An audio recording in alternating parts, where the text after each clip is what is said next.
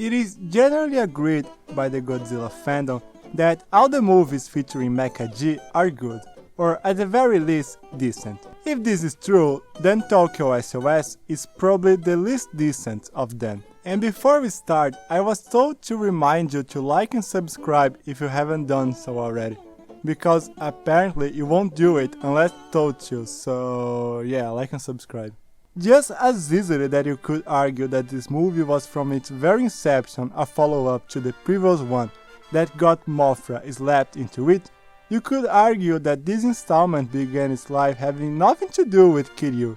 Based on some interviews I watched with Masaki Tezuka, I am more inclined to believe in the later theory, but the fact that both are equally believable just shows how out of focus this flick is. For a start, despite following on the events of Against, it takes some good 15 minutes for the cast of that movie to reappear, and when they finally do, they just as quickly vanish from the plot, being sent overseas for special training or something. This is a massive waste of a perfectly good Kiryu crew if you ask me, especially Akane, who seemed to understand the giant mech better than anyone else, and would give the movie's ending a lot more closure and weight with her presence. But if the original movie's cast is away, is the sequel even about Kiryu in the first place? Well, yes and no. It's complicated. At the movie's beginning, the family of Shinichi Shuju from the original Mothra receives a visit from the Shobijin. The two women travel all the way from Infant Island to meet the only person they still knew in Japan, and beg him to convince the authorities of the country to return Godzilla's bones to its resting place, where they belong. Otherwise, Mothra would be forced to wreak havoc once more in Japan, as to destroy Mechagodzilla. The proper authorities are informed of this issue, but have their hands tied, since Kiryu is their only feasible defense against Godzilla and any other monster that might show up at Japan, like Mothra.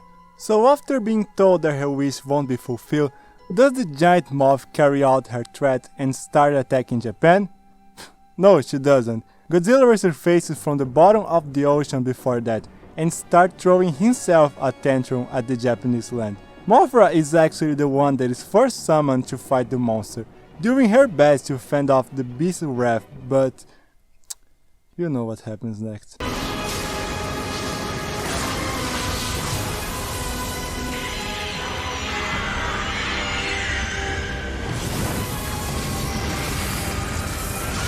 But of course that her babies were on standby for the case that mommy died, so they head into the battlefield and start praying Godzilla with silk until he gets immobilized and yada yada yada you've seen the 1964 film.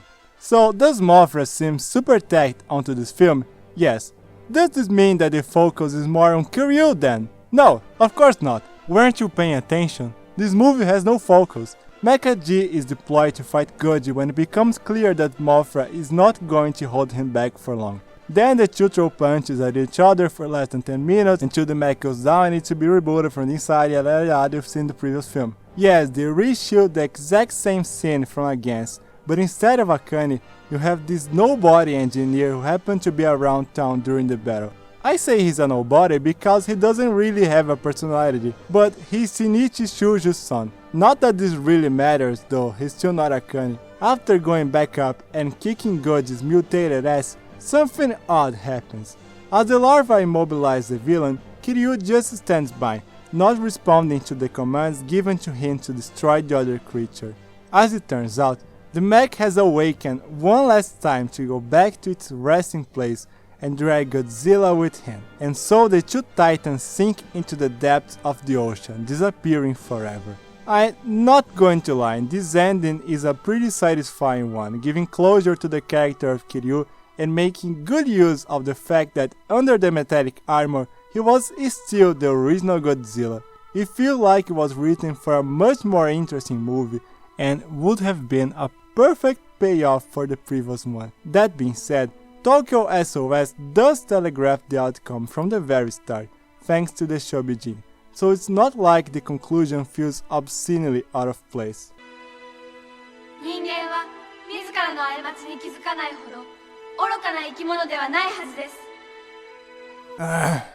This is so tempting. One movie left before we can start the Evangelion jokes, guys. So yeah, that was the movie. Like I said, there are so many elements that look like afterthoughts in this installment that the whole thing ends up feeling flat and inconsequential. Mothra threatens to destroy Japan if her demands are not fulfilled, but she never does. Kiryu is said to be not ready to fight Godzilla again, but does so anyway and kicks his ass. The new Goji is heavily implied to be actively trying to hunt down and destroy Mecha G, but his actions don't reflect that in any way, and so on and so forth. But what actually pisses me off is the fact that this film ends with a sequel hook that never went anywhere. In the closing minute of the credits, we see that Japan still has the genetic material of Godzilla and many other monsters secured in a vault, hinting at more cyborgs being produced in the future. And a part of me feels like the only reason this teaser was filmed in the first place is exactly because the filmmakers knew this would be the last time we would see a movie set in this continuity.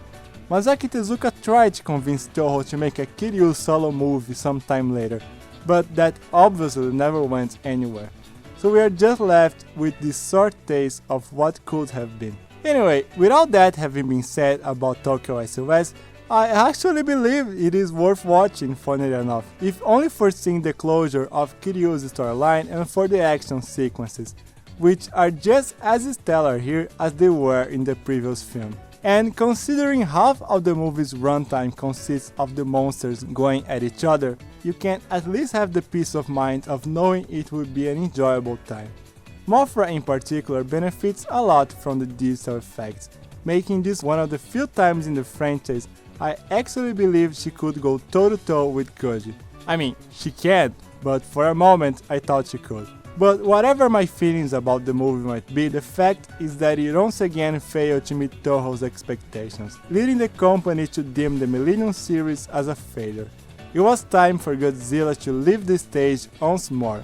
For his final act, the King of the Monsters would face an all-star cast of monsters from 50 years of history in a battle to save planet Earth from the most horrible, despicable thing to ever disgrace this franchise.